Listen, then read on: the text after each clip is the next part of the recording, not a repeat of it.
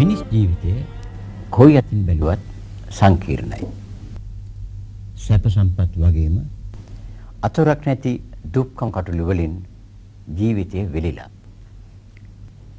සරල වූත් සුන්දර වූත් මිනිස් දිවිපියතක් සඳහා මාර්ගය සොයන්නේ කෙසේද? දුක් වේදනාවන්ගෙන් තොර වූ ජීවන වටපිටාවක් ගොඩනගා ගන්නට මිනිසා දරන උත්සාහය කෙතරම්ද? මේ සඳහා පිළිතුරු සොයන්නෙකුට ජීවිත ගමනේ ස්වභාවය අවබෝධ කරගන්නට සිදු වෙනවා. අධ්‍යාත්මික විමුක්තිය සේම ලෞකික සුභ සාධනය ලබා දෙන විවිධ ජීවන මාර්ග අනුගමනය කිරීමට ඈත අතීතයේ පටන්ම මිනිසා හුරුපුදු වුණා. එසේ වුවත් මේ සංකීර්ණ වූ ජීවන ගමන පවිත්‍ර වූ නිරාමිස වූ දුක් වේදනාවලින් තොර වූ කිසියම් තලයකින් කෙලවර කරගන්නට මිනිසා දරන වෑයම සඵල කරගන්නේ කොහොමද? විවිධ ආගමික දර්ශනයන් ලොවට පහළ වූයේ මේ ආකාරයේ ප්‍රශ්නවලට කිසියම් පිළිතුරක් ලබා දෙන්නයි. දර්ශනවාදයේ උල්පතක්සේ මහා භාරතය ලොව දසදිග පතල වූයේ මීට වසර දහස් ගණනාවකට පෙර සිටයි.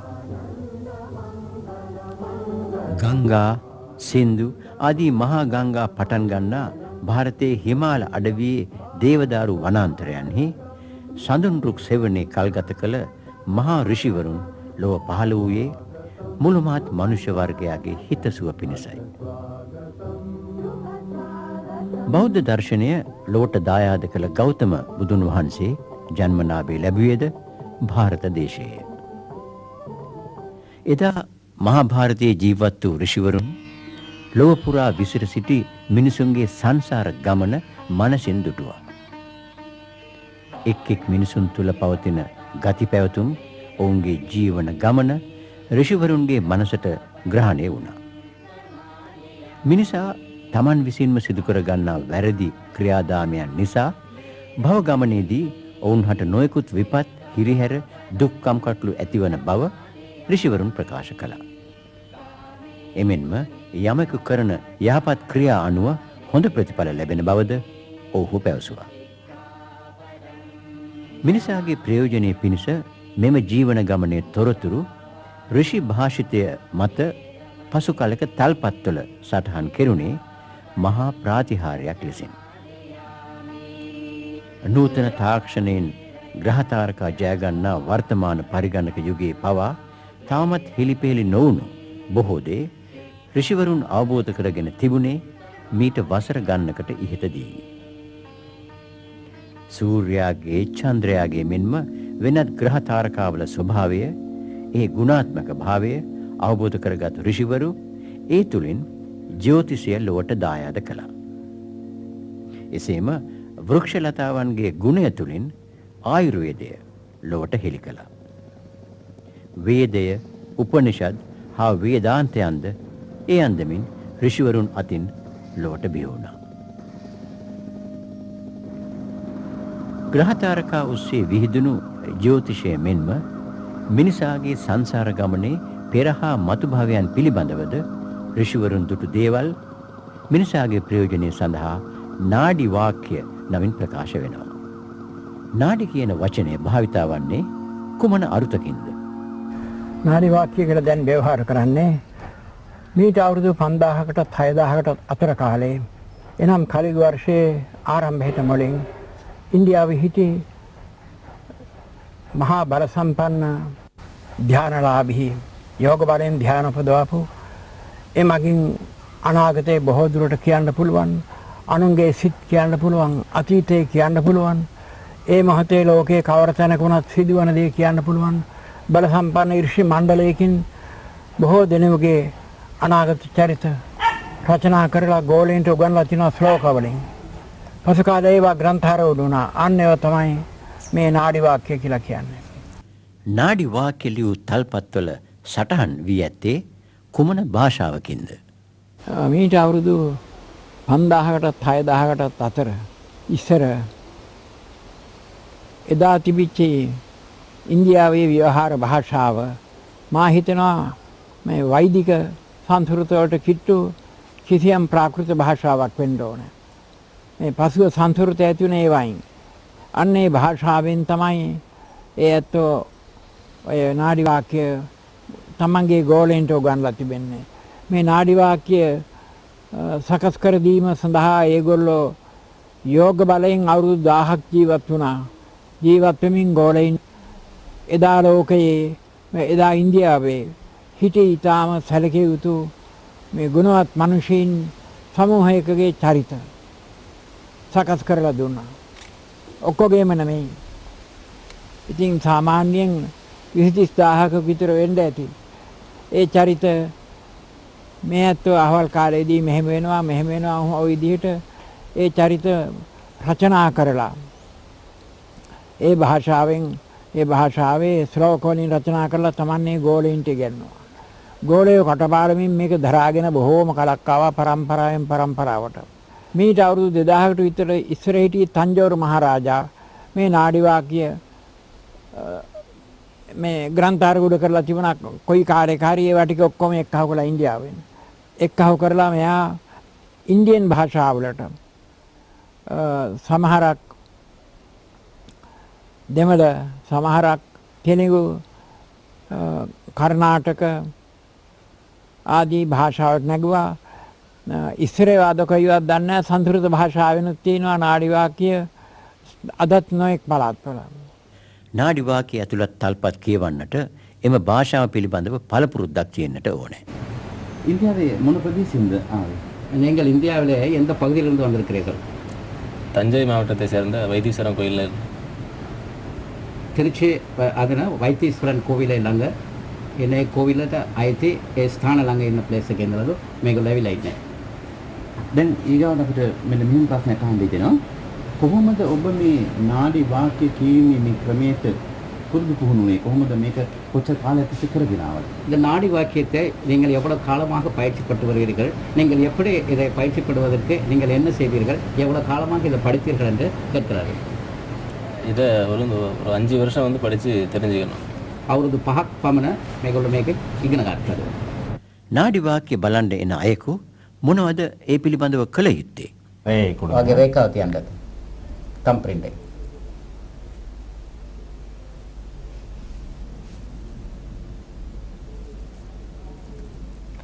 இதை பார்க்கறதுக்கு ஒரு 4-5 மணி நேரங்கள் சுமார் ஆகலாம். මේක බලන්න පැය 4-5ක් විතර යයිලෝ. இதை பார்க்கறது வந்து ஒரு பிராப்தம்னு சொல்லணும். அதாவது ஒவ்வொருத்தருடைய பலாபலன்களையும் மகரிஷி வந்து தனக்கு தெரிஞ்ச ஞானத்தினால எழுதி வச்சுருக்காங்க. இதை நீங்கள் பார்க்க வந்துருக்கீங்க. இப்போ நீங்கள் இந்த ரேகைக்குண்டான சோடி நாங்கள் போய் தேடி எடுத்து வருவோம். எடுத்துகிட்டு வரும்போது அதில் பலவிதமான கட்டுகள் இருக்கும். எந்த கட்டில் உங்களுடைய ரேகை கிடைக்குதோ அப்போ தான் நாங்கள் எடுத்து படிப்போம். அது வரைக்கும் தேடிக்கிட்டு இருக்காரு. මේ මහරිෂි මේ එක එක්කනට ලියලා තියලා තියෙනවා. මේ රේඛාව බලලා තමයි අරි බණ්ඩල එක අරගෙන අවිල්ලා ඒගොල්ලෝ සොයලා බලන්න ඕන. දැන් ඒ සොයලා බලලා අරියාකාර තියෙනවා නම් ඒක ඔයගොල්ලන්ට කියවයි. දැන් මේ බණ්ඩල එක ගෙනවා. බණ්ඩල එක ගෙනලා ඒ බලනකොට ඔයාලට කියන්න පුළුවන් ඒක වාගේද නැද්ද කියලා. Buddhist master the great Abhidhaja Agama Pandita Balangoda Ananda Maitre Mahanayaka Thero. Mahathero practiced Indian pranayama meditation under the Maharishi Ramana. Mahanayaka Thero's pranayama meditation exercises are included into this book. To purchase the Buddhist master the great, contact විවිධ ක්ෂේත්‍රවල විශේෂයෙන්ම නූතන විද්‍යාව සම්බන්ධ වෛද්‍ය අංශය හා වෙනත් අංශවල විශේෂඥයින් නාඩි වාක්‍ය පිළිබඳව දැක්වූ අදහස් සමහරක් අපි දැන් විමසා බලමු. ශ්‍රී ලංකා විශ්වවිද්‍යාලයේ වෛද්‍ය පීඨයේ මහාචාර්ය නන්දදාස කෝදාගොඩ මහතා. නාඩි වාක්‍යම් වල තියෙනවා පරිච්ඡේද කීපයක්. මට මතක හිටියට පරිච්ඡේද 15,000ක් පමණ තියෙනවා. ඒකෙන් මුල් එක තමයි හැඳින්වීමේ පරිච්ඡේදය. මට පුළුවන් වුණේ මගේ ඒක කියව ගන්න පමණයි. තවම බලාපොරොත්තු වෙනවා තව කොටසක් කියවන්න. ඒ හැඳින්වීමේ පරිච්ඡේදයේ තියෙන්නේ නම ගම යනාතිය වයස ලග්නය දශාව නැකත සහෝදර සහෝදරියන් කී දෙනෙකු ඉන්නවද දරුවන් කී දෙනෙකු ඉන්නවද රැකියාව කවරේද මෙන්න මේවන් දේවල්. දැන් මා පිළිබඳව කියාපුවා නම් 100%ක්ම හරි. මෙතන බොහොම වැදගත් දෙයක් සිද්ධ වුණා. මොකද්ද මේ භාර්යාවගේ නම? මගේ භාර්යාවට තියෙනවා නම් දෙකක්. එක නමක් තමයි අප පතලව පාවිච්චි කරන්නේ. අනෙක් එක ඊට වඩා කෙටි නමක්. ඔවුන් සඳහන් කරේ අර දෙවෙනි එකයි. කෙටි බොහෝ දෙනෙකු නොදන්නා නමයි. අත් වශයෙන්ම අපේ ඊටම හිතවත් මිතුරන් පවා ඒ නම දන්නේ නැහැ. ඉතින් මා මෙතන විවෘතව කතා කළ යුතුයි. මට කියන්න පුළුවන්කම තියෙනවා නම් වෙනත් වක්‍ර උපක්‍රමයකින් මේ ගැන ඕන් දැනගත්තේ නැහැ කියලා මා කියන්න ඕන මේක විශ්මයජනකයි. இல்லவட்கு நந்தாமுன் ஐராணி நந்தா ஐராணிங்கிறது அம்மா மனைவியுடைய பெயர். තමන්ගේ භාර්යාවගේ නම නන්දා අයිරානේ. නන්දා අයිරාංගනි. අයිරාංගනේ. காளைவன் அன்னையருக்கு பேரதும் லொகுமேனிக்கே லொகுமேனிக்கேங்கிறது தாயாருடைய பெயர். තමන්ගේ මවගේ නම ලොකුමෙනිකේ. ඔව්. அத்தனுக்கு அப்புஹேமி பெருமாகும். அப்புஹமிங்கிறது அப்பாவுடைய பெயர். පියාගේ නම අප්පුහාමේ. ඔව්. காளையருக்கு சேயிரு பகுதியாக 2 குழந்தைகள் ஆண் ஒன்று பெண் ஒன்று. තමන්ට ළමයි දෙන්නෙක් ඉන්නවා පිරිමි සහ ගෑනු. முன்காலம் இறைவாளின் ஊதியங்கள் இந்த நூலை பார்க்கறதுக்கு முன்னாடி கவர்மெண்ட்ல வேலை பார்த்துருக்கார். මේ කාණ්ඩම් පවසන කාලයට කලින් ඔබ ආණ්ඩුවේ රැකියාව කරලා තියෙනවා. வாகனாதி தளத்திலே தான் அது வாகன சம்பந்தப்பட்ட இடத்துல உத்தியோகம். ඔබ රැකියාව කර තියෙන ස්ථානවල වාහන සම්බන්ධ වන ස්ථානයක්. இது காலம் ஏது சொல்ல இப்ப இல்லைன்னு சொல்றாங்க. දැනට ඒ රැකියාව කරන්නේ නැහැ. இல்லவளும் முன்காலம் இறைவாளின் ஊதியங்கள் மனைவி முன்னாடி வேலை பார்த்துருக்காங்க. තමන්ගේ භාර්යාවත් කලින් ආණ්ඩුවේ රැකියාව කරලා තියෙනවා. காளையருக்கு மைத்ரேயதாச பெருமாகும். மைத்ரேயதாசங்கிறது இவருடைய பெயர். ඔබගේ නම මෛත්‍රීදාස.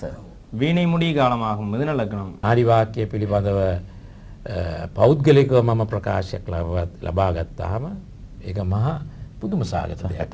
මොකද මට මගේ පෞද්ගලික ජීවිතය පිළිබඳව බොහෝ දෙනා මගේ කොටින්ම කියනවා ළඟින් මැසුරු කරන භාර්යාව පවා නොදන්නා ඒ පෞල් ජීවිත පිළිබඳ තොරතුරු මේ ලියවී තිබුණා කියන එක මේක මහා පුදුම සාගත සිද්ධියක්. මම මේක කිව්වොත් ඔබ විශ්වාස කරන එකක් නැහැ. බොහෝ දෙනා විශ්වාස කරන එකක් නැහැ. එය ඔබම ගොස් පරීක්ෂා කර බැලිය යුතු දෙයක් මේ සත්‍ය අසත්‍යතාවය පිළිබඳව. தெரியவரும் கிருட்டின பிள்ளை அதன் கிருஷ்ண பிள்ளைன்னு அப்பா பேரா? பார்க்கமேல் தங்கம்மா அன்னை நாமம் தங்கம்மான்னு அம்மா பேரா? இளம் செல்வி இல்லவளாய் இளம் செல்வின்னு மனைவி பேரா? தனக்கு ஆள் செய்யும் ஏது? இப்போ உங்களுக்கு இதை பார்க்கும்போது குழந்தை இல்லை. தனக்கும் மேல் பலன் புரிவும் பலவாம் பாவம். இப்போ நான் படிச்சேன்னா சரியா இருக்குங்களா? මේ මං කොටින් කියන්නේ මේ රේඛාව අයිතිකාරයාගේ නම කුංචන් මහත්තන්. මගේ පොඩි කාලේ ගිහි නම පුංචි මහත්තයා. ඉතින් මං කල්පනා කළා මේක තමයි. ඒක ඉගෙනත් මං කුංචන් කියන එකෙන් තමයි සිංහලට පුංචි කියන එක ඇවිල්ලා තියෙන්නේ කියලා. ඉතින් ඊට පස්සේ කිව්වා ඒක හරිද කියලා. මං කො හරි කියලා. එහෙනම් තව නමක් තියෙනවා. මොකද්ද? විලියම්. මට නිකන් ගෙට නිකන් සාමාන්‍යයෙන් විලියම් කියලා කියන්නේ. මං කිව්වා ඒකත් හරි. එහෙමනම් තුන්වෙනි නම සරණ ගවේසි. මං කිව්වා හරි. ඒ මම මහණ වෙච්ච හැටි මගේ ගුරුවරයා දීපු නම. කවුරුත් ඒක දන්නේ නැහැ. ඊළඟ හතරවෙනි නම ආනන්ද මෛත්‍රේය. මං කිව්වා ඒක හරි. මේ හතර හරිද? හරි කිව්වා. එහෙමනම් අම්මයි නම ශින්න මාණික්‍යම්. අම්මයි නම හීමැණිකේ. මං කිව්වා ඒක හරි. එහෙනම් පියාගේ නම මදිය ශප්පන් ශාමි. මතිය සප්පාමි. මං කිව්වා හරි. මේ ටික ඔක්කොම හරිද? මං කිව්වා හරි. එහෙමනම් ජීවිත ඵල සහ කේන්ද්‍රය ඔක්කොම තියෙනවා. ඒක වෙනම පරිච්ඡේදයක්. ඒක ලියා දෙන්න වරුවක් විතරයි කොපි කරන්න පුස්කොළපතෙන් රුපියල් 30ක් ආය කරනවා කියලා. ஐயமிலா மாரிஸ் பேர் அத்தனுக்காய். மாரிஸ்ங்கிறது அப்பாவுடைய பெயர். Father's name is Morris. அன்னையருக்கும் ஜினனோனா பேர் விளங்கும். ஜினனோனா அம்மாவுடைய பெயர். Mother's name is Janona. காண இவன் சிறீ சோம நாமமேதான். சிறீ சோமங்கிறது ஜாதகர் பெயர். The subject name is Sri Soma. கோதையருக்கும் Chandravathi சாட்சி முற்றே. சந்திரவதி மனைவி பெயர். Wife's name is Chandravati. අපගේ දෙවැනි දරුවා ලැබීමට මගේ භාර්යාව ගැප් ගැන සිටින කාලයේදී දොස්තරවරු කිව්වා ඒ දරුවාව විකෘත වූ කෙනෙක් වෙන බවත් ඒ නිසා තවදුරටත් පරීක්ෂණ පැවැත්විය යුතු බවත් ඒ අවස්ථාවේදී මගේ සිතට ටිකක් කනස්සල්ලක් ඇතිවත් මගේ ධෛර්යය ඇති කරගත්තේ මේ ඍෂිවාක්‍ය කීමේ නිසයි. එහි කියා තිබුණා දෙවෙනි දරුවාත් සාමාන්‍ය කෙනෙක් හැටියට. එම නිසා මම දොස්තරුන්ට කිව්වා මේ කරුණාකර මේ පරීක්ෂණ කිරීම අවශ්‍ය නැත කියලා ඒව නවත්තන්න ගියා. පසුව දරුවා බිහි වූ පසු ඔහු නෝම සාමාන්‍ය කෙනෙක් හැටියට පෙනී ගියා. නාඩි වාක්‍ය පිළිබඳව ඉතාමත් දැඩි උනන්දුවකින් කරුණු සොයා බලන ජනමාධ්‍යවේදී මෛත්‍රී රත්නායක මහතා සිය අත්දැකීම ඉතාම ලුහුඬින් මෙන්න මෙහෙම විස්තර කළා. නාඩි වාක්‍ය පිළිබඳව මට පළමුවෙන්ම කියවන්න හම්බ වුණේ බලංගොඩ ආනන්ද මෛත්‍රී නායක හාමුදුරුවෝ මීට අවුරුදු 30කට විතර කලින් රසවාණි සංග්‍රහවට ලියපු පුදුම හිතන නාඩි වාක්‍ය කියන ලිපිය කියවීමෙන් පස්සේ ඒ දවස්වල මට මේ පිළිබඳව දැඩි කුතුහලයක් තිබුණා. ඒ වුණත් අපිට මේ ගැන හොයන්න බලන්න පරිසරයක් තිබුණ නැහැ. මේ නාඩි කරුවෝ කොහෙද ඉන්නේ කියන එක අපිට හොයාගන්න බැරි වුණා. නමුත් දැනට අවුරුදු 3කට පමණ පෙරදී මට මේ නාඩි කරුවන් හමු වීමේ වාසනාව ලැබුණා කොළඹදී. එහිදී විවිධ අත්දැකීම් මට ලැබුණා. නාඩි කියවීමේ අවස්ථාවත් මම උදා කරගත්තා. ඒ වගේම නාඩි කියවපු විවිධ තරාතිරමේ පුද්ගලයන් රසක් හමු වෙලා ඔවුන්ගේ අත්දැකීම් අපි ගොනු කරගත්තා. මේ ගොනු කර ගැනීමේදී විමර්ශනය කිරීමේදී ප්‍රභාත් මානවසිංහ මහත්මයා මා සමග එකතු වුණා. මේ පිළිබඳව අපි දැනට දීර්ඝ වාර්තා වීඩියෝ චිත්‍රපටයක් නිපදවමින් ඉන්නවා. නාඩි වාක්‍ය පිළිබඳව මට හිතෙන දේ නම් මේක විද්වතුන්ගේ අවධානයට මේ යුගයේ මේ විද්‍යාත්මක යුගයේ යොමු යුතුයි කියන එකයි මගේ පෞද්ගලික අදහස. වර්තමානයේ ජීවත් වෙන බොහෝ දෙනෙක් දන්නේ නැහැ මරණින් පසු සිදුවන්නේ කුමක්ද කියලා. බොහෝ අයට දැනගන්න උවමනාවකුත් නැහැ. මේ ගැටලුව අතීතයේ පටන්ම තිබුණා. නමුත් දැන් සිදුවන අපරාධ දෙස බලන විට මරණින් එහා ලෝකයක් ගැන සිතන අය බොහෝ අඩු බව පේනවා. ජාති ભેද, ආගම් ભેද හෝ වෙනත් කුලමල ભેද කරපින්නාගෙන මිනිසුන් වශයෙන් අප හැමගෙන් සිදුවන දහසකුත් එකක් වැරදි ක්‍රියා පිළිබඳව මනවින් සිතා බලන්නට දැන් කාලයයි. පෙර භවයක් වගේම මරණින් එහා මතු භවයක් ගැනත් නාඩි වාක්‍ය තුලින් ලැබෙන්නේ පැහැදිලි විවරණයක්. මිනිසුන් දිගින් දිගටම එකම රටක එකම ජාතියක ඉපදෙන්නේ නැහැ. නොඑක් වාද ભેද හදාගෙන එන කොටාගන්නේ අපේම අය සමග නේද කියලා මෙයින් පැහැදිලිව අවබෝධ වෙනවා. ඒ වගේම කිසියම් අපරාධයක් වරදක් කරන කෙනෙකු එහි විපාක විඳින්න ඕනේ. මෙය බෞද්ධ දර්ශනයට බොහෝසේ එකඟයි. මෙම ලෝක ස්වභාව ධර්මයේ තීරුම් ගත්තොත් ලෝකයේ වෙසෙන අප සැවම එකම මිනිස් පවුලක සමාජිකයන්සේ සිතන්නට, අතන්නට මඟ පෑදෙනවා. අප ජීවිත ගමනේදී නාඩි වාක්‍ය තුලින් ලබා ගන්න පුළුවන් හොඳම ආදර්ශය අන්න ඒකයි.